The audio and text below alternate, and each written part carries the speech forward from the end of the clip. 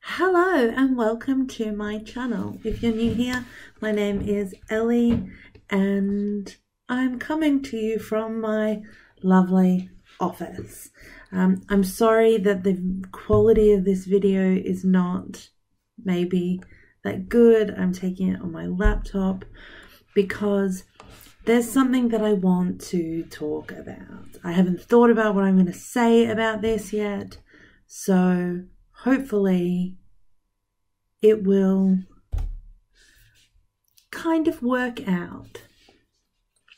Yesterday, a anonymous Twitter account at Precarious made a thread on Twitter, starting with, "Good morning from a Birmingham teaching fellow. Most of us are paid 0.7 for a workload that's well over full time." So for those who don't know, in the UK higher education, we work on a 1.0 FTE. So that's a 1.0 is full time, and fractional contracts go down from there. A lot of us are on 9 or 10 month contracts. After tax, 0.7 TF earns about the same as a PhD student, but we have to pay council tax and say goodbye to student discounts. We feel undervalued because we are. When I took this job, my workload was so high I had to give up the freelance editorial work that I had hoped to use to top up my salary or give me a post-AC escape route. Many of us commute to Birmingham. Others move here, spend 9 months working ourselves into the ground because we don't have any time to create a community outside the university." Goes on to say, "Teaching fellows hang around waiting for the permanent job, hoping to be rewarded. But we have to act as if we are going to be unemployed tomorrow. We never feel settled or secure. It's harder to speak up or push back. If a permanent job does come up in our department, the perfect job, TFs run the risk of being told we've not done enough research. Wonder why that is. That's a huge thing. No funding for conferences, etc. TFs move to cover contracts. Salary changes year on year. Workloads go up while fractions go down. Don't get to do modules on their own research. People assume that we're experts in the bits and pieces we get handed to cover. We're so grateful to the permanent colleagues who share their notes with us, speak up for us in meetings, or encourage us to take time off when we're ill or bereaved but on campus anyway. You can't work more than a full-time job for part-time pay for 9/10 months with dependents or less than perfect health. TFs put our lives on hold and hope we don't get ill." I'm going to link to the first tweet from that thread below, and if I can, I'm going to put it up somewhere on the screen.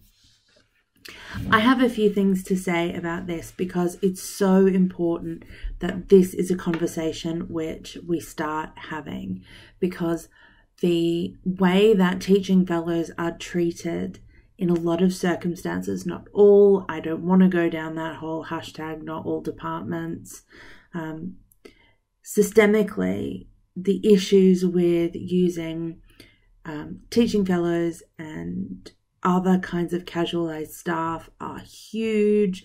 The UCU have put out just yesterday a anti-casualization survey on the cost of casualization.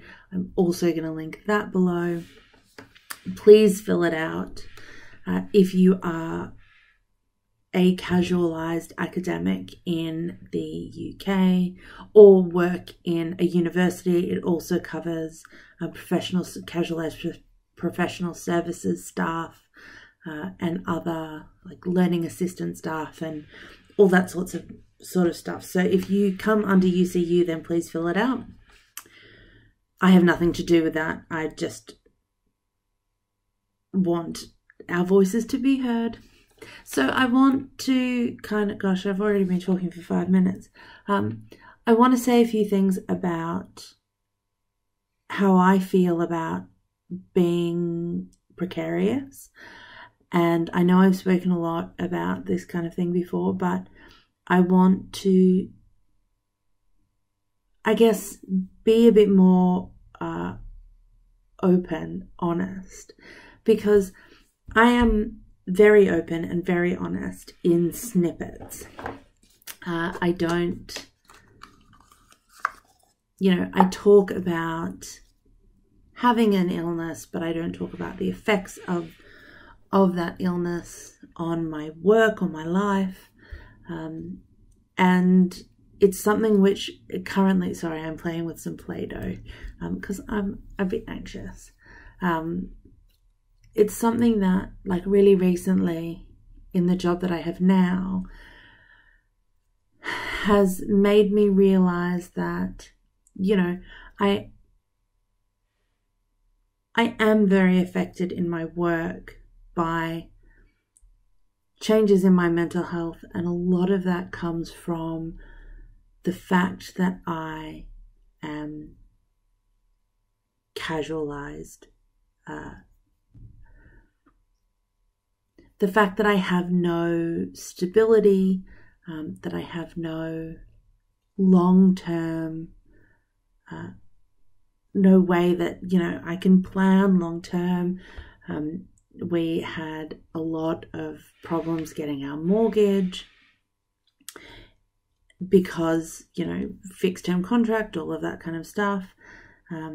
Even though we were sort of in the very fortunate position to have a deposit. Yeah, I don't know.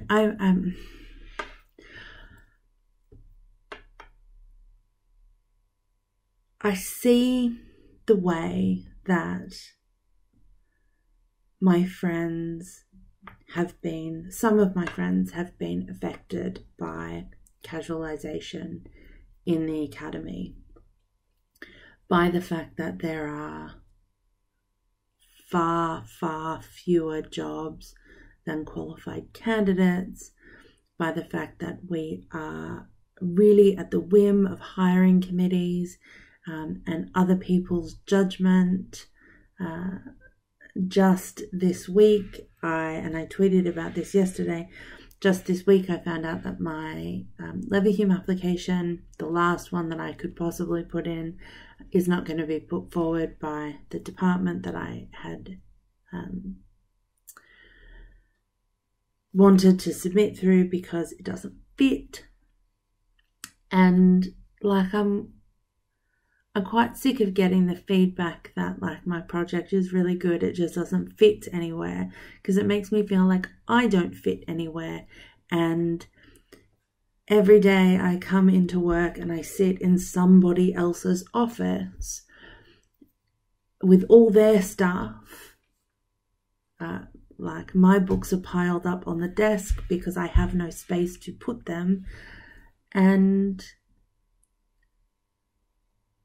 I know that I'm only here for another 6 months, and I'm teaching some things which I really enjoy, some things which I genuinely am, very excited about teaching, but I also teach some things which I'm not so excited about teaching, and I have to pump myself up for that, and that takes a lot of energy. And then the thing which suffers is my research. I've done no research since I got here because I have had to use so much mental energy, so much emotional energy, just getting myself into a place where I can do my job. And that's there have been several times that I have got home and cried and gone to bed, pulled the covers over my head, and kind of not wanted to to engage with anything else. And even though, I get so much joy out of my research, I don't have the mental energy, I don't have the spoons to do the basic levels of looking after myself, to look after my child, to spend time with my husband. I often don't spend time with him. We are also that has a lot to do with sleep and various other child-related things. But it's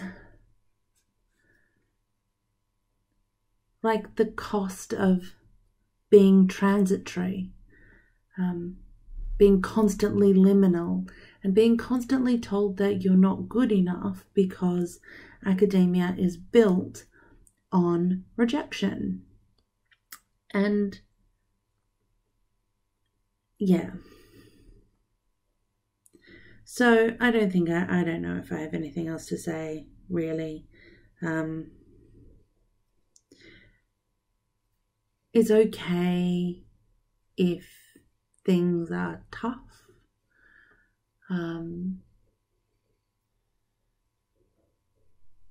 It's not okay that so much of our industry is built on the exploitation of junior colleagues. I know people who, when they put their weekly work into the workload model for full-time permanent members of staff, have come out as 1.5 when they're being paid for 1 or even less. And we often don't get contracts for 12 months. Durham University recently, I'll see if I can find the article and link it below, recently said that they would not issue any contracts for less than 12 months. To my knowledge, they are the first university to do so. My job here is 10 months. And I don't know. I can't do it anymore because I love what I do. I love my research. I love teaching generally. But I don't want to put my life on hold anymore. I'm 35 and I want some stability and to not be working several full-time jobs. The job that I get paid for, the job that I have to do in order to get the next job, all the research that I have to do if I ever want to get a permanent job, and looking after my health and looking after my child. And certainly I am perhaps unusual, though I certainly don't think so, in that I have a child.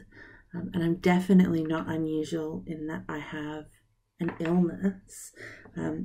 I think a lot of casualised staff have mental illness. I have been rabbiting on for long enough.